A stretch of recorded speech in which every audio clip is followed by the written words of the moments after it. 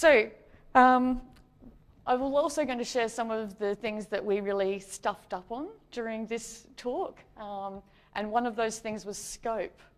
Who's done a really big redevelopment where you've got a couple of hundred sites or a big site with thousands and thousands of pages and you've got to make it better? Yep.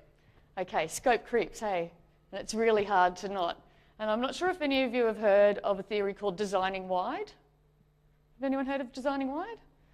Designing wide is my new favourite theory as a web nerd. So what designing wide says, it's okay to have your website, you know, and in the web team you look after the look and feel and all of that sort of stuff of the website. But what happens when you get to have to log on to the intranet or the student reporting system or the payroll leave system or something like that, and all of a sudden you're back in some Lotus Notes horrible environment or something like that? So designing wide says, actually look at the big picture, because your end user doesn't really understand the difference between what's the website and what's an online system. They just know it's online and it's on the internet, so it's your job as the web nerd to fix it. We had some success with this, and we had some also fails. Okay, I've spoken a little bit about why we're going to redevelop already, so I'm going to skip through this slide. But I guess the most important thing to know is that we had the VC's ear, the Vice Chancellor's ear, and we had his direct authority to do things. Yay. I don't know if it's a good idea to... this is going to be tricky.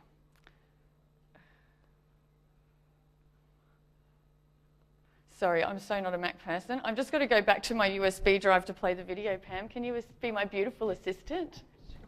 And Pam. Yeah, no, this will be the last one, I promise, after this is finished. So what I'm going to show you now is the video that my manager made to take to the senior staff conference every year at QUT. All the heads of faculties and some other really important people get together and they go on a retreat. I'm told they do play guitar and have a bit of a sing-along at the end. And Eamon, my boss, he really wanted to try and get people to understand how bad it was. Now, it should. Yeah. Oh.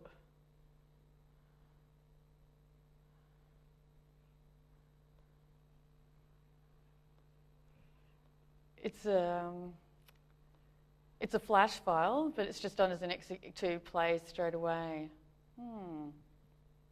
Oh, this will be really upsetting if I can't get this to play. Anyone got any ideas? Any Mac gurus here? Drag it into Chrome?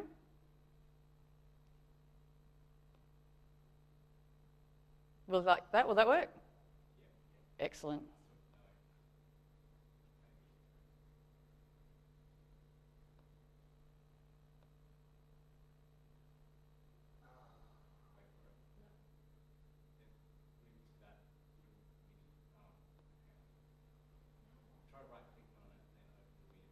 Oh, yeah?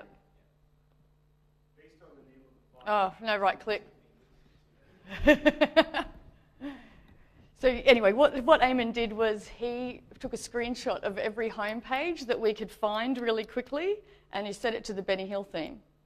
And he took it to the Senior Leadership Conference and played it. I would really like to play it for you now. Yay!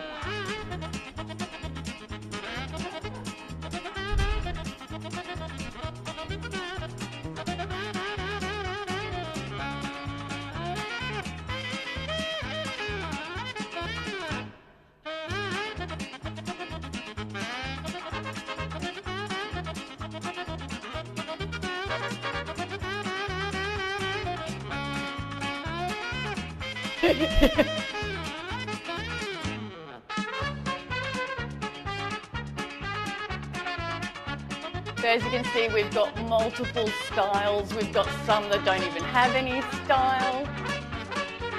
Some of these sites haven't been updated since, 1999.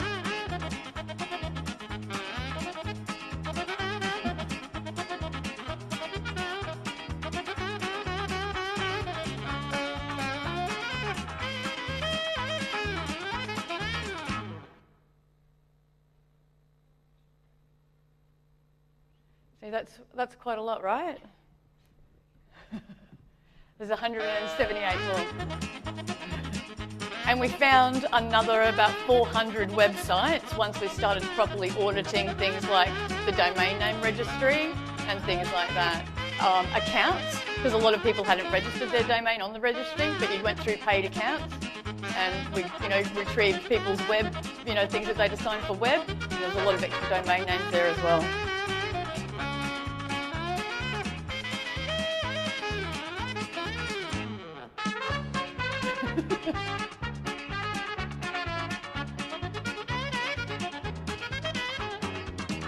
So,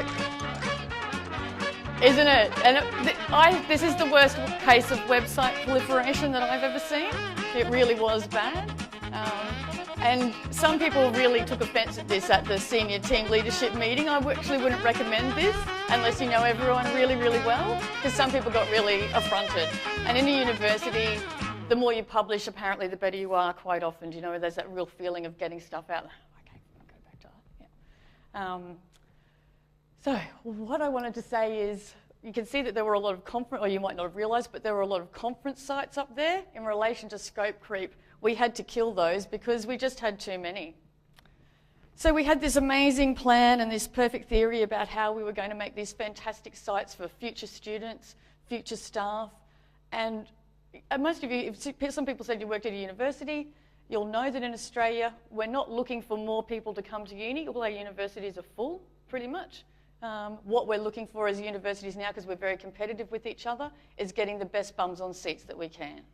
And our websites were not attracting those bums. Okay, so what we thought we'd use, we'll have some strategy, we'll get some goals going, we'll use some personas. We wanted to use a lot of best practice, if you like. We wanted to have a lot of dynamic content that was reusable. Oh, that's right, initially we only got 9 months, I forgot that. Obviously, that timeline extended to 18 months, and there's still some elements that haven't been finished. Right. Okay, sounds peachy, right? Wrong. In the auditing process, we had to determine which sites were in and out of scope. Initially, according to the Vice-Chancellor, all sites were in scope, but it was just too big a job. Trying to audit more than 1,000 websites, work out what even just working out who the content owner and who's going to fact-check that information was quite, and I've got the spreadsheets that we created, they're up to, 90,000 lines of, each page. We went through and audited each page. So how did we even estimate resources? Well, I'm not sure how Eamon did it initially, but when we had finished the auditing process and we realised how much content there was there to go through, we worked out that every one of my content editors would have to rewrite 30 to 50 pages every single day. And as you know, when you're rewriting content, half the time you've got to understand what they're actually trying to say so you can, convert it to plain language. It really wasn't possible. Big oops. Okay, so some of the things that worked for us was, let's define content so no one can say, oh, that's an image, it's not content. So we defined content as text, PDFs, all types of documents, photos, graphics, videos, animations, audio. We wanted to try and say everything is content if it's viewable, language and audio, etc. We also said that our content must do these things. It must help recruit high calibre students. It's got to promote the uni and all the research that we do. It's got to help recruit staff and encourage our alumni to stay in touch with us. And of course, we've got to communicate our key information and fulfil our legal requirements. Oops.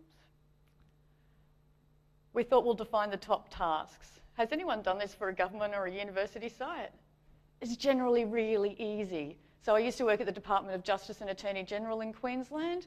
Everyone came there to get births, deaths and marriages certificates, right? That was the main thing. That accounted for about 80% of the traffic on that website. Another 5 or 10% of it was people looking for a JP or a commissioner, someone who could witness their legal documents. Hardly anyone wanted to know when the court times were and which judge was doing what when. So for university, of course, the top 10 tasks are, I want to find a course. I want to apply for that course. I want to find a job or something, and then I want to find research. Okay, so we identified those. And then I have to give credit to this, most of this work to my colleague, Diana Keogh. She wrote the best tone of voice guidelines I've ever seen. They are simple and straightforward. We teach complicated ideas and theories, but we explain them in clear, simple language. Everyone knows the Einstein quote, don't they? You don't know something very well until you can explain it to your grandma. Yeah. The QUT marketing and comms team, they call it barbecue speak. How would you explain this to somebody at a barbecue who's a peer? You know, he's not an idiot. Do you know what I mean? So you're not going to use really, boring language, but you're going to explain it in barbecue speak. You're not going to use too much geeky terminology. And we had a little test to see, are we meeting this? If I say it out loud, do I sound like a dork? If I do, fail, rewrite. Okay? All right. And we had a quick little list of do's and don'ts. I'll mention this again later, but the more clear that you can be for your content editors and your fact checkers about what you're trying to achieve and how you're doing it, the better. Be really clear. And use that writing for the web skills to explain yourself. So be concise, be consistent. All right. Oh, here we go. Strong direction makes editors happy. So here's my content team pretending to be dinosaurs with the little tattoos, fake tattoos on their hand. So make it crystal clear. We were really determined that we knew what we wanted to do, primarily because most of us had worked in the web for a really long time and had very, very little power on controlling the direction of projects. Most of you will know your boss says we need this, or someone complains and so you react. Or someone says this needs to go up on the web, but they're not sure why and who's it for, that sort of stuff. At this time, we actually had the power to say, actually, from a content point of view and from a project point of view, these are the things that we need to understand. So not everyone's the same. We split our audiences up into future students, future staff, future partners. So that's our external-facing public website, internet. And then we had an intranet for students and a separate intranet for staff. Now, using the power of, we used SquizSuite to deliver this. You'd be able to do the same thing with Drupal and many other content management systems. Harness the power of your database, right? Publish once, appear in multiple spots. We had a global section in the database, so that was content that was going to appear on all 3 sites. It might not have appeared in the same way because we would have said for students, only show the heading and the context sentence or something and the link back to the service, don't show the extra information for staff. We did all of that through content modelling. I'll talk a little bit about that soon. Okay, structure by user task, not by department, faculty or school. Yay! Everyone's happy about that one. Yes. Great question, actually. How did we do this? We did exhaustive usability testing. So whenever anyone said to us, oh, look, Jill, you know, I really want to use pedagogy instead of teach, I go, actually, we've tested that. And really, everyone prefers teach. Even academics, when they're reading online, prefer the word teach because it's easier for them to understand quickly. Courses, easy, simple, beautiful. That was our high-level aim to deliver courses. Now, we did fairly well with this. There's still some tricky bits, but I'm pretty happy with how courses turned out. Again, extensive usability testing, both with Australian students and international students, because some of you might not be aware, but all the money in education in Australia is from international students. Okay, so research. We solve real issues and make others want to be a part of it. So that's our brand promise as well, you know, university for the real world. And deliver substance, style, and our brand. Okay, so we wanted to make sure as we were travelling through this process that we were getting it right, so we tested it. When we did the usability testing, we didn't use fake content, we used real content, right? And I can't, iterate how important it is to use real content when you're doing usability testing. Your content editors can go back straight away and tweak for words that didn't work very well, but your usability testing gives you a much more real result, I think. Tricky content that you're not sure, I'm not sure if it's going to work or not, just test it. Right? So we had the ability for anyone in the team to conduct testing. We would just go and find students and pay them $25. We had little Coles vouchers. Students love that. Do you know what I mean? And things like that. Sometimes we did have trouble recruiting. And you know, there's good days and bad days in usability testing. You know, you have some days when no one turns up, and then you have some days where everyone turns up, and so all the tests go over time. We also test multiple versions to see which one would work better. And then when somebody said, oh, you know, again, I really think you should use pedagogy here, I'm going, well, actually, I've tested both, and you can see that Teach works a lot better.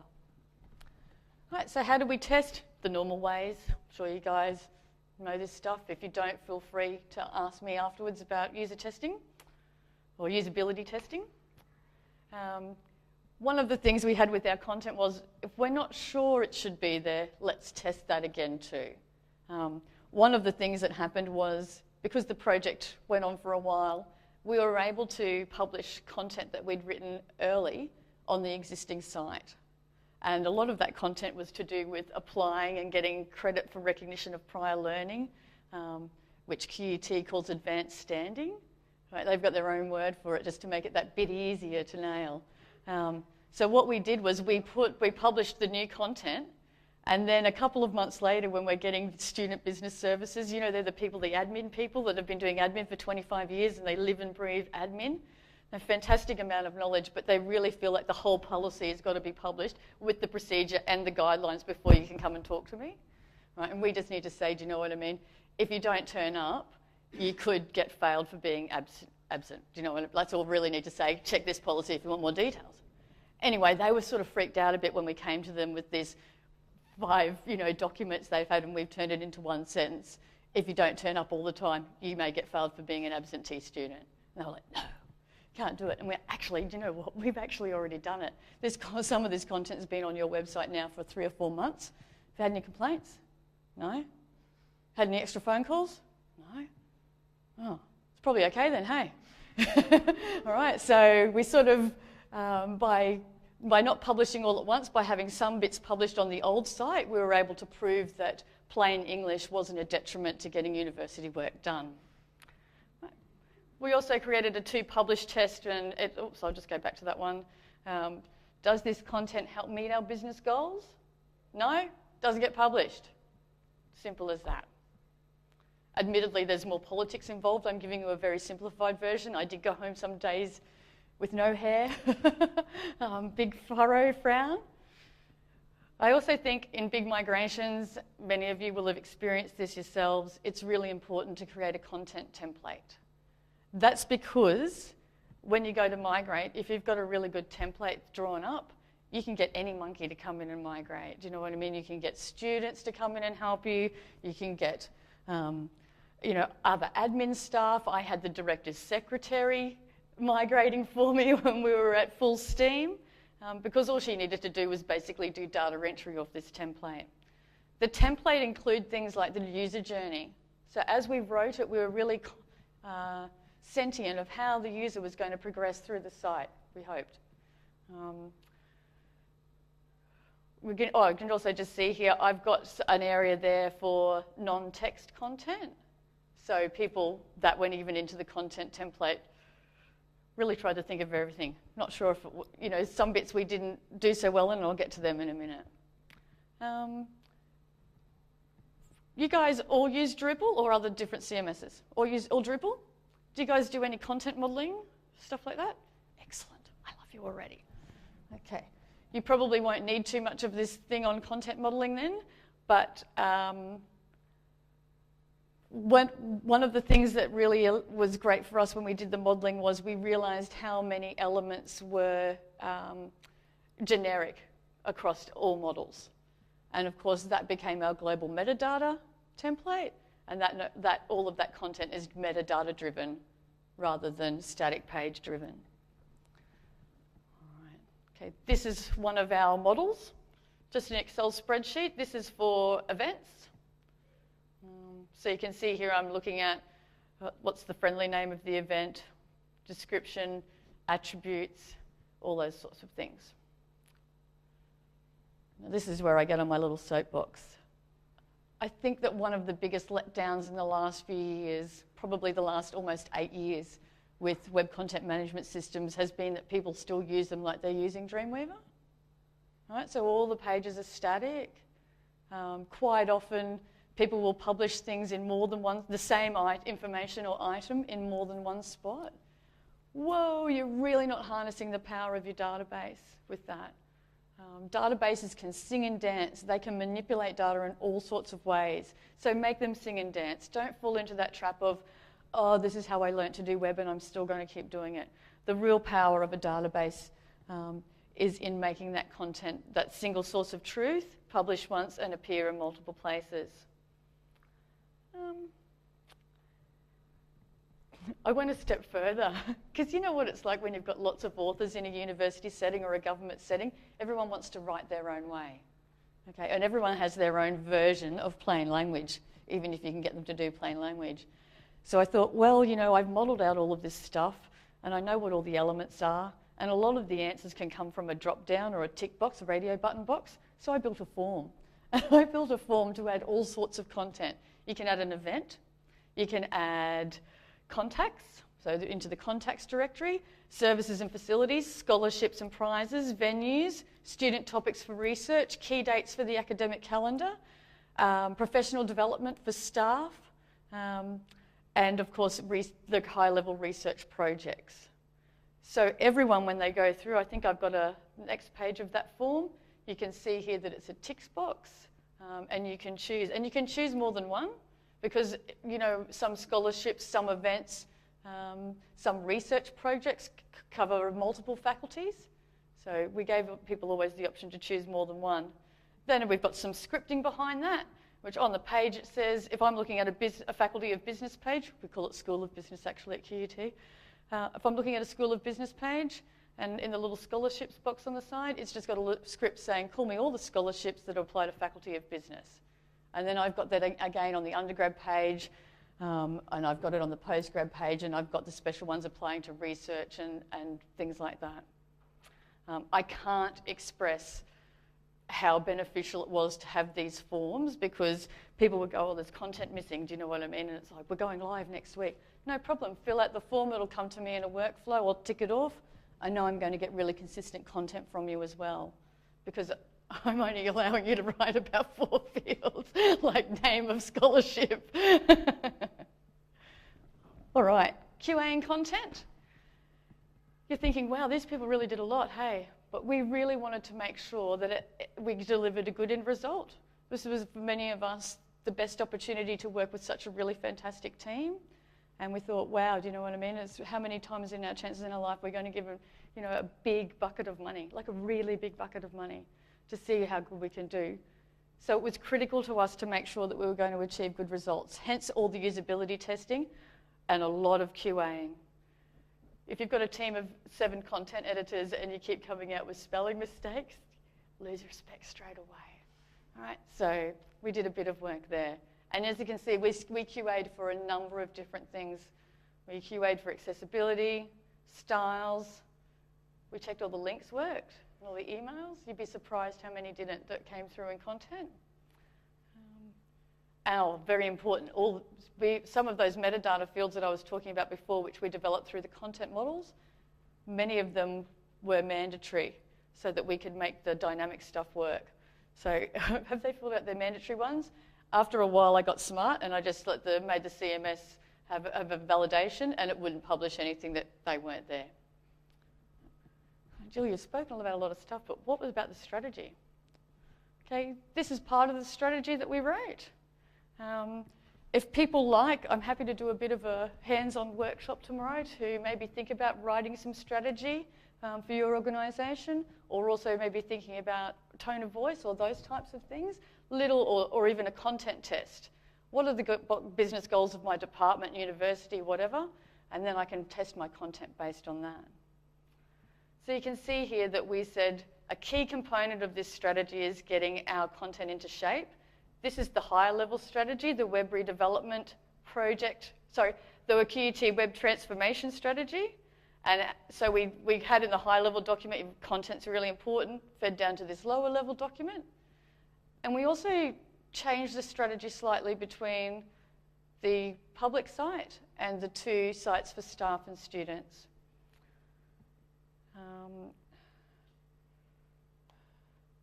So this is our strategy. Our content is aligned with our customers' needs, our business goals and our brand. It meets online communication best practice and it's supported by customer research. Pretty clear there. I also added a little bit of slightly operational stuff in this next one. The content team also aims to say it once, but say it well, and only publish content that is both needed and used. So, there is a chance that when the VC and a few other people were approving this, they weren't fully sure what was going on. No problem. They approved it and we could do it. We also tried to outline the benefits of a content strategy and of really thinking about content in a best practice context. So it's going to ensure that our goals are incorporated into these new websites, and it's going to support the brand, our business goals and benefits by meeting these needs, ensuring we're concise and consistent and accurate, enabling ease of future maintenance. How many times have you been part of a web redevelopment project and then you become part of the operational team later and you go, oh my God, what have I done? I've just built rods for my back. Do you know what I mean? Crosses to bear. I could have done that much more simply. Again, I'd encourage you to see what benefits you can get from using a database instead of a static website. So one of the things that I did for the QUT site for news and events was they have an expiry date and they disappear once that date occurs. I don't ever have to. The other thing I did, this is one of the biggest tips I can give you from my shared experience, we wrote 2 sets of content for every event, pre and post. At midnight, when the event finished, it just reverted to the post content, and none of my content team had to go back and say, change every is to was, do to did, you know, that type of stuff, that type of maintenance that makes you want to stab yourself in your eye with your mouse. Yeah.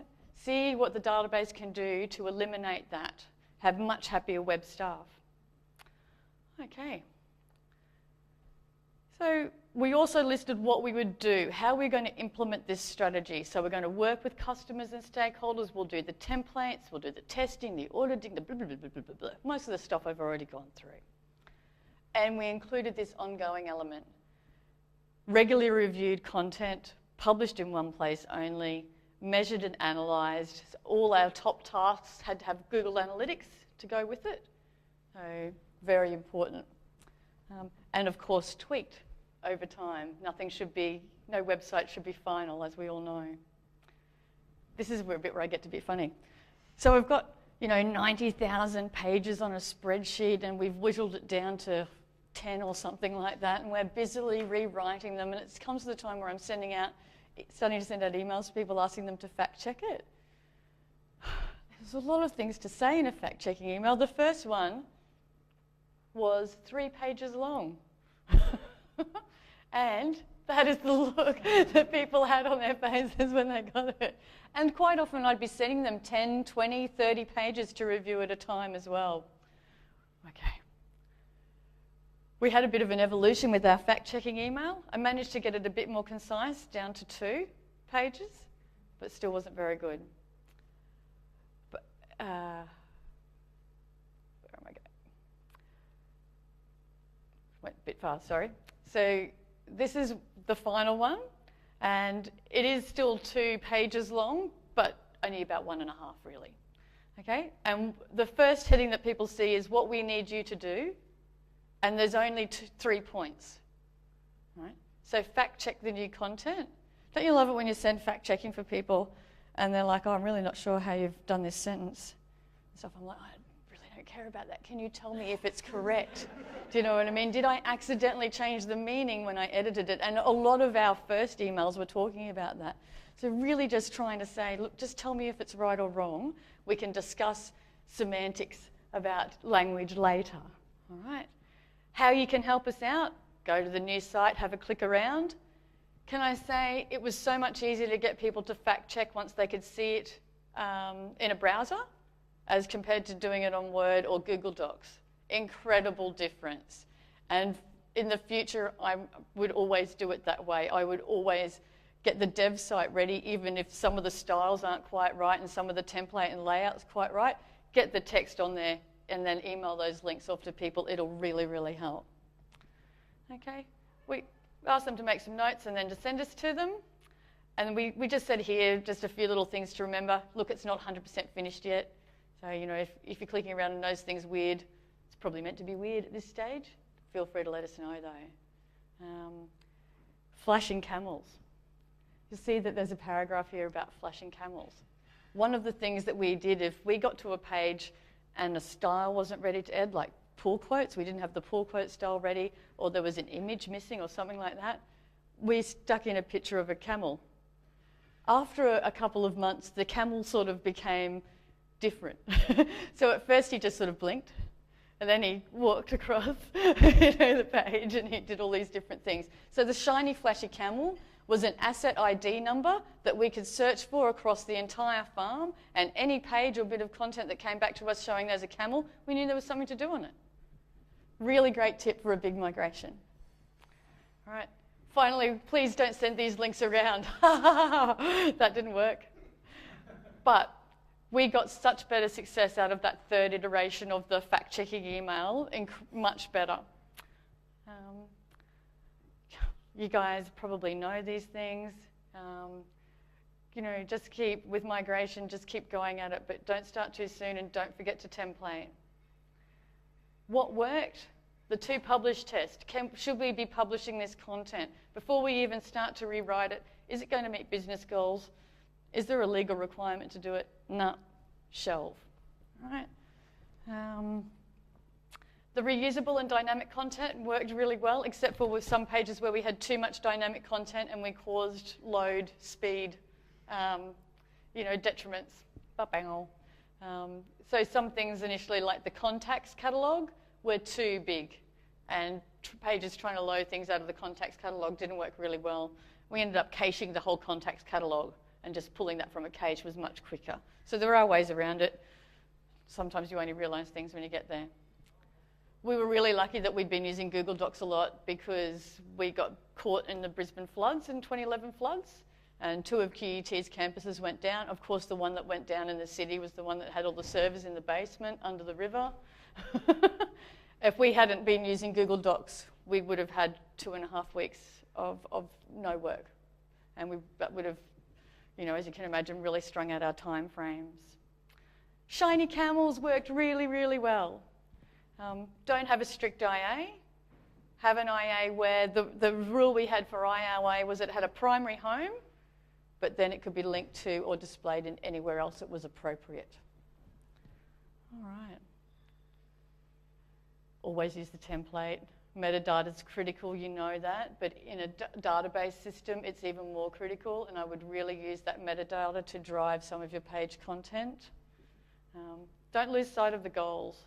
So why am I doing this? Oh, that's right, I'm doing this so that we get better students here, not to pander to somebody's ego or something like that. Okay? And little photo I took in China, everyone has duty to protect green. This is in the park. That's the same if you're a part of a web team. Everyone's got a duty to try and protect that user experience, meet those goals, trying to make sure you get a good return on investment for what you've spent and outlaid. It's everyone's role. All right, so how good did you go, Julie? Well, we really did well. We had a 350% increase within 3 months of inquiries from international students. That's massive. You know, anyone who does SEO, or the dark arts as I still like to call it, would know that that's an incredible rate. We got a really big decrease in questions to the help desk and the service centre saying, I want to apply, but I'm not sure where to start, to more of, I'm in the application process and I'm at section D and I'm really not sure what you want me to stay here.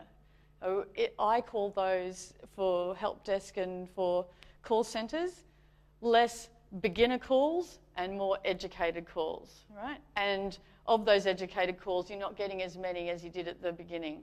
So that's a really good way to test whether your website content is having a really good impact on your business. Has it decreased the number of calls coming to the help desk or the service centre? And are those calls now educated rather than where do I start? All right. You'll actually find also too, just as a side benefit, sick leave goes down in your call centres because they're not bored out of their brains. Because I get 100 calls a day saying, where do I start? They get 30 going, I'm really confused about this bit. Much more interesting day at work. All right, so content matches the brand. I think we did fairly well with that. Of course, I'm not showing the QUT site at the moment. I know you're going to go home and have a look at it afterwards. See how easy it is to find a course for me. We didn't do so well in some things, I have to admit. Some things we didn't finish building. The scope crept, yeah, as I say here, Cecil B. DeMille got into on it, do you know what I mean? It became bigger than Ben-Hur.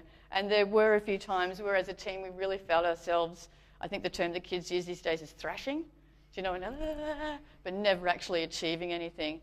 So we had to really pull back. We ran it on an agile framework, methodology, and we just sat down and we went, look, what is the most important to get done? Right, find the course. Let's put our energy into that and we'll worry about the rest later. And then after we did that, okay, what's the next most important thing? And we just moved it down like that. And that's it for me. But I'm going to open it up to questions now. I think we've got, 10 minutes. Yay, me! Yeah. When you say you rolled this out, is it across many sites? Yes. Many different faculties, and they're all running Drupal, or is it only one? Great question. We use Squiz Suite primarily just because it meets WCAG 2.0 a little bit better than most CMSs at the moment, although everyone's sort of getting a bit better. But the university, it was really clear that they had to meet WCAG 2.0. What we did was each faculty has a presence on each of the sites, staff, student and internet, and they have different content for those audiences. So everyone has been brought into a single, well, there's the three sites for each audience. And then underneath there, there's a site, do you know what I mean, about each faculty and then each research area and things like that. Sort of, it drills down quite deep. Okay, so you just manage the Swiss suite side of things, not each individual site. It was up to each team to suck the content. Oh no. If we'd have waited for each faculty to do it, we'd still be waiting. Yeah, so in some ways we had to take almost a heavy-handed approach with some people. In the end, we realised that we couldn't bring all 6 faculties in at once. It was just way too big a job. And we had some faculties, not mentioning any names, education, that were a lot less mature with their existing web presence than other people, so they even took a lot longer to sort of get on board. And business school was the first faculty to go, and luckily they did such a great job, and we put a lot of energy and effort into making sure they were SMIC as, that all the other faculties were like, really want that, do you know what I mean? And we got them all in within about 8 months, yeah. But when we went live, it was just creative industries and business school that we had in. For the rest of the time, we were still linking out to their old sites, which is another way to make them go, can we migrate in? You know, because their old site looks quite tragic in comparison to the new one. Yeah. One thing we did do, though, was even though we hadn't migrated their content in fully yet, we had their courses, we had their scholarships, we had their contacts. All of that stuff was all ready to go. It was just a matter of trying to get rid of the welcome message from the, head of school and things like that. Yeah. Where we couldn't get rid of those, we buried them. Yeah. Thanks for a really inspiring talk. Oh, thanks. Can I just ask you to say something about what process you went through to get your list of top tasks? Was it the kind Yep. of material you got in big survey or something else? The long neck. Oh, sorry, yes. I'm meant to be repeating the questions back for the recording. So the question was, how do we go about determining what the top tasks were? We looked at search terms. We looked at what's currently the top content. That was really a struggle though, because as you can see, there was 1,000 sites. There wasn't one search for all of it. They each had their own. Some of them didn't even have one. So that data, we had to have a bit of a gut feeling with it. We knew it wasn't 100%, but it was just an indicator. From there, we went back and looked at the business. Well, what does QUT really want to achieve from the internet site? Again, do you know what I mean? They had these clear business goals. Then we did some usability testing with people, and from that we determined, you know, that clearly the most top task for the external website was to find a course. Next one was to apply. The third one was to, what was it? Yeah, it might have been find a job or something like that. Believe it or not, one of the top 20, it didn't quite make the top 10, but we ended up including it anyway, was I want to give money to the university and I'm not sure how. Or I want to partner with the university in some research, or I want to get some of your cool people to help me, you know, your grads or something like that. Well, actually, that's really important. So even though it's not quite a top 10, we still really want that money. We want that research partnerships and things like that, and it's really helping. So we sort of included that one anyway. Yeah. Have you seen the XKCD did a cartoon about university websites? I have seen that, yes. Have I seen the XKCD, that cartoon? Yes, we all saw it, and most of us had it over our desks. Yeah, we'd often even sent that on to people, do you know what I mean, who had a good sense of humour in the university. Yeah. Hey. I'm curious where design came into this whole process. Was it at the end or along the way? Or like how did it go from just a content strategy to a website? Yeah, great question. So the question was, how did design come into this process?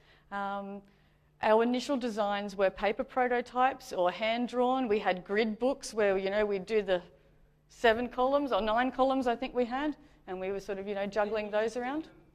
Yeah, we did them ourselves. And then about 5 months into the project, we employed a dedicated designer, and he's done a great job. If you go and look at the suite of 3 sites, they do look really funky, and none of it's too tricky. If that, you know, like one of the things we did have trouble was getting the servers to use the font we wanted. I don't know if you guys have come across that. So in the end, we went with Arial and Vidania like everyone else. Yeah. So some of our design things didn't come through, even though they tested well, just because they were technically too difficult. Yeah. Anyone else got a question? No. Question about, I guess, so is it centrally managed now, or the web development, or do the faculty still do a bit of that, or do you find it's just content changes and the faculty and that's what they end up doing? So. Great question. So the question is now, how's the QUT web presence managed? Is all of the web stuff done within a centralised web team, or do the faculty still get to have some control and input? Squiz Suite, like Drupal and many other content management systems, allows you to have a distributed authorship system. What we did was we allowed certain people to do certain things. So the marketing and comms officers and the events officers in the faculties, we allowed them the rights to update their pages. They can't make a new page. Maybe 1 or 2 people can that were quite web savvy, that we really felt they could do it. Really all they can do is edit existing content.